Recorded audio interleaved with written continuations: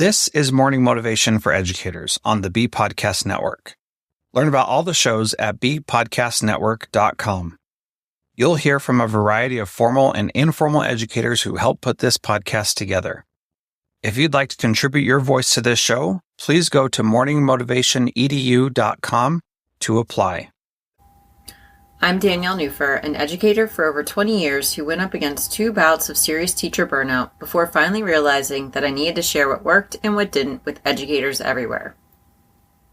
This is when Teaching Well was born. At Teaching Well, I partner with schools, teachers, and teacher leaders who believe, like I do, that one of the greatest predictors of a school's success is the well-being of its teachers.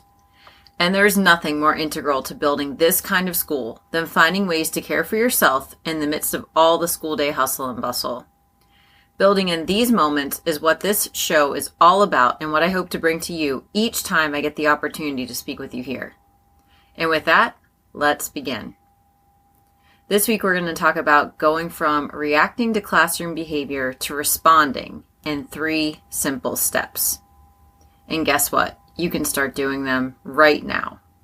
So step number 1, you're going to start to trace your tendencies. There's a connection between your body and your brain.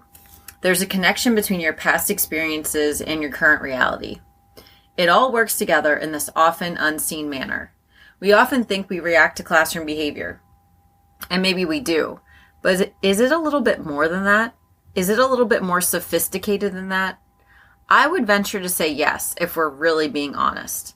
So I'm not going to micromanage your tendencies, but I'm going to invite you to do a little digging. Where do you tend to feel joy? Think about a joyful time, a recent memory, a smile moment. As you're recalling this moment with as much sensory detail as possible, where do you feel it most? In your cheeks, around your face? So when you're feeling a more positive emotion, where do you have a tendency to feel it?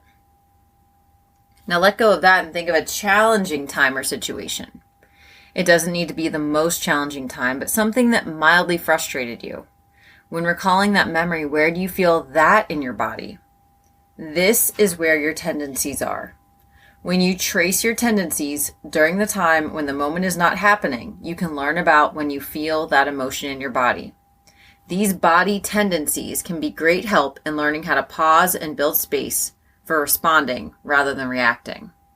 So we have the T, then we move on to the L, leaning into your scripts. You think you don't have them, but you do. We all have them, and I call them scripts. They work with our tendencies to create the perfect storm of self-righteous reacting.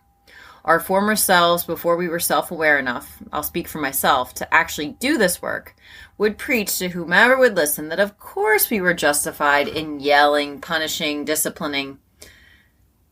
Because guess what? These kids just don't know how to behave. And that may feel true a lot of the time, especially at certain times of the year or with certain kids, but I want to challenge you just a little, especially because you are listening to this.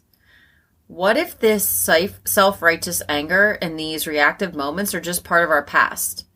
What if our scripts, these memories from our past, these behaviors from our past, these things that are on autopilot are here to help us with the best intentions, i.e. alerting us to the things that may be harmful? But really, they're rooted in something from our past, not necessarily dealing with what's going on in the here and now. But that's why we need to get curious. Lean in and try to work with what's working and what's not. And if you're reacting, it's not working. Simple as that. And guess what? It doesn't mean you don't get angry or frustrated. It's just that through working with and flipping your script, really leaning into this script that is running the show, allowing yourself a little bit of possibility for another reason for this behavior to be apparent, you allow for the possibility of not taking these behaviors so personally, which is one of the biggest things that causes us to react rather than respond. So to recap, we have tracing our tendencies, leaning into our scripts, which leads us to our 3rd step for responding rather than reacting. And that's creating opportunities for calm. This is probably the most important thing you can do after you dissect your own behaviors and patterns. Because guess what? Just because you understand your tendencies and realize your scripts, these occurrences will still happen. Kids are still going to be kids. And by building in moments of calm throughout our day, we will be fortifying ourselves against our often triggered behavior. Calm moments can occur at specific times throughout the day or when we need it most. It can be as simple as a box breath or a body scan. It can be a scent at our desks or a sign that says breathe at the back of the room. Build in those pieces and you will have some of the best ways to remind yourself already in place when the inevitable happens. So to recap, we have tracing our tendencies, leaning into our scripts, and creating opportunities for calm.